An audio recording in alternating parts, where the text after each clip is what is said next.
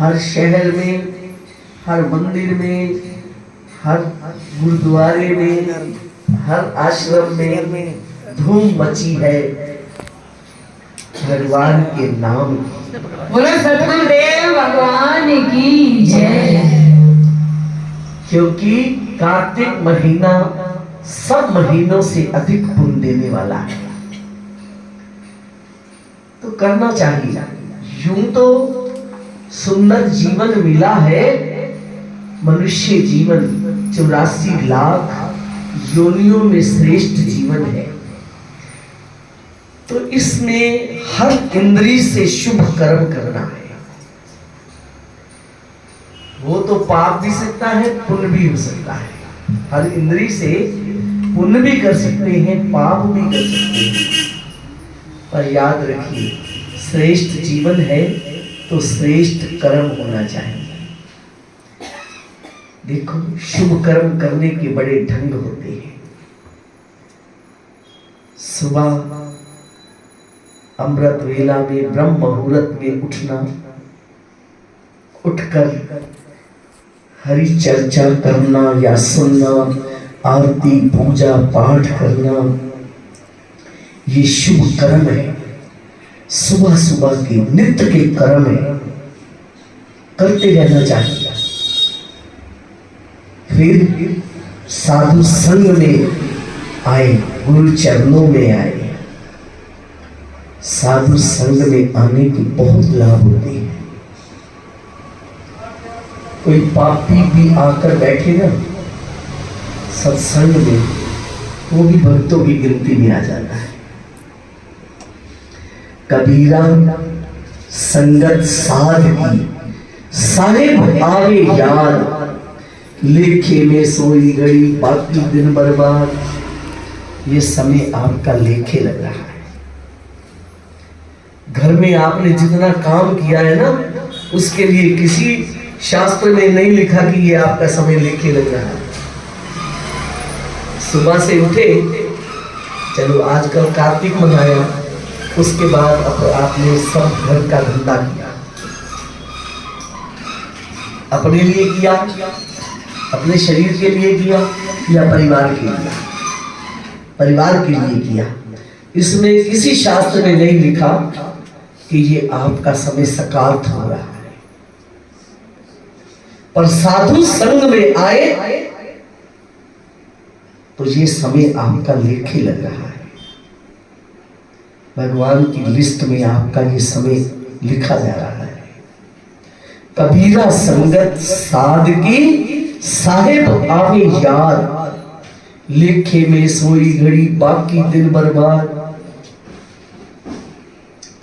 क्योंकि साधुओं की संगत में आकर बैठे, हरि चर्चा सुनने को मिली, हरि कीर्तन में आपने गाया भी, रास भी किया, ये समय आपका बड़ा श्रेष्ठ है। बेशक कुछ समझ में ही ना आए ना, कहती है कबीरा संगत सादगी, निष्फल कभी न जाए, बेकार नहीं जाएगी। जो समय आप निकालते हो, ये समय आपका व्यर्थ नहीं जाएगा। होसी चंदन वांग न नीम न कैसी को। चंदन के पास नीम के वृक्ष है, अगर वो चंदन नहीं बनेगी ना, तो नीम जैसी कड़वाहट भी उनमें नहीं रहेगी। ऐसे ही साधु संग में आकर बैठे आप, अगर साधु नहीं बनेंगे ना, तो पापी भी नहीं रहेंगे। कोई ना कोई बात सत्संग की समय पर याद आएगी।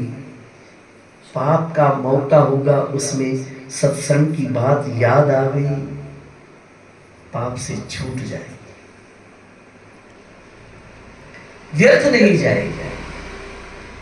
एक संत अपने शिष्यों को इकट्ठा करते, उनको गीता पढ़ाया करते। सारे शिष्य बड़े प्रसन्न थे, गीता सुनते बहुत प्रसन्न थे। क्योंकि शुभ कर्म होता है जब जब तो मन को प्रसन्नता मिलती है। आप सत्संग में आए, आपको अंदर से संतुष्टि रहेगी, आज हमने कोई अच्छा कर्म अपने हाथों से या मन से ऐसे किया है। तो सभी शिष्य बहुत प्रसन्न थे। उनमें से एक शिष्य उदास है। गुरुजी ने पूछ लिया, उदास क्यों है? कहते हैं महाराज आप गीता पढ़ाते हो ना, मेरी समझ में कुछ भी नहीं। तो सोचता हूँ क्या किया मैंने यहाँ आकर, आपके संग में आया, मैंने क्या किया, मेरी समझ में कुछ भी नहीं आता। और संत कहने लगे बातों से तो ये समझ ना पाएगा। संतों ने उसको एक टोकरी दी, टोकरी, कोयला ढोने वाली टोकरी, या रखते होंगे कोयले उसमें, तो वो टोकरी दी, जा इसमें ना पानी भर के ला, नदी से पानी भर के ला या टूटी से पानी भर के ला। और वो नदी से भरे या टूटी से भरे, तो आपको पता है टोकरी में छेद होते हैं, वो तो सारा का सारा बह जाता। कैसे ले जाऊं गुरु जी के पास, पानी तो इसमें ठहरता ही नहीं है। पता नहीं क्या सोचकर गुरु जी ने टोकरी दी मुझे कि इसमें पानी भर के ले आ। अपनी तरफ से कोशिश की, उसमें पानी में डाल के, नदी में डाल के भरता, बार 2 कदम 4 कदम चलता, वो सारी खाली हो जाती। आखिर हार गया, सुबह से शाम हो गई, हार गया कि वो टोकरी में पानी नहीं जाता, नहीं ठहर पाया। वापिस आ गया गुरु जी के पास, गुरु जी आपने मुझे छोटा सा काम में ड्यूटी लगाई, एक टोकरी में पानी भर कर ला, क्या करूं? टोकरी में पानी भरता हूं, पानी सारा बह जाता है, उसमें टिक ही नहीं पाता, नहीं भर पाया मैं टोकरी। संत कहते हैं कोई बात नहीं, टोकरी नहीं भर पाया, कहते हैं कोई फायदा ना मिला। संत कहते नहीं, टोकरी पर नजर लगा, टोकरी साफ है, साफ हो गया। टोकरी पर नजर लगा, पहले काली थी ये टोकरी, अब ये बिल्कुल साफ हो चुकी है।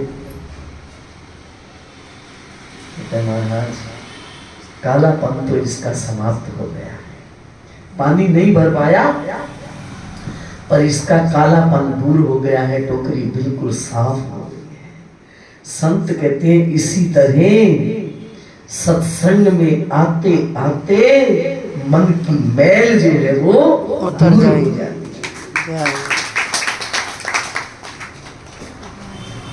जुड़े रहो सत्संग में, तेरा आना सत्संग में व्यर्थ नहीं जा रहा।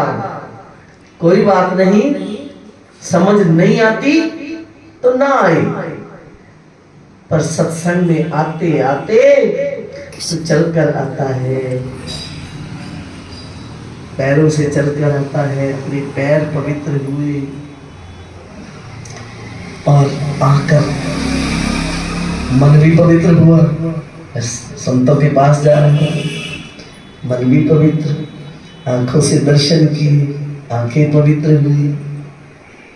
जबान से अब और कुछ ना बोलो, जयकारा बोलते हैं, जीवा भी पवित्र हुई, कानों से सुनता है, कान पवित्र हुए। ऐसे एक एक अंग जो है सत्संग में, साधु संग में आने पर पवित्र हो जाता है। याद रहे न रहे कोई बात नहीं, याद भी ऐसे आते रहो ना, आते आते बातें भी दिमाग में बैठने लग जाती है, व्यर्थ नहीं जाएगा ये समय आपका। आते आते कहते हैं ना, करत करत अभ्यास के जड़ की होत सुजान, रस्सी आवत जावत के सिर पर करत निशान। गांव में कुएं होते थे ना, अब भी है कहीं कहीं, तो कुएं से पानी भरते थे, रस्सी के साथ बाल्टी बंधी हुई, बाल्टी से पानी रस्सी खींची ऊपर, और कई कई बार दिन में उस पत्थर पर रस्सी के आने और जाने से पत्थर घिस जाता है, उस पर निशान पड़ जाते हैं, पर बंदा रस्सी से तो गया गुजरा, पत्थर से तो गया गुजरा नहीं है, पत्थर से गया गुजरा नहीं है। तभी ये शब्द लिखे हैं कि भाई करत करत अभ्यास के जड़ मुक्ति होत सुजान, रस्सी आवत जावत के सिर पर करत निशान। जैसे रस्सी के बार बार आने से पत्थर पर निशान पड़ जाते हैं, पत्थर घिस जाता है, ऐसे ही बार बार सत्संग में आते रहो, आपका एक एक अंग पवित्र होता रहेगा और मन भी पवित्र, तन भी पवित्र। आपके जेब में से, पर्स में से धन राशि गुरु चरणों में नमस्कार हुई, धन भी पवित्र, तन पवित्र सेवा किए, धन पवित्र किए दान, मन पवित्र हरि सिमरन दे, तीनों वेद कर लेना। तो भाई संतों के संग में आकर जीव का कल्याण हो जाता है। लोक सुखी परलोक सुहेला, ये लोक भी समझ जाता है, परलोक भी समझ जाता है। अब दिन छोटे छोटे हैं,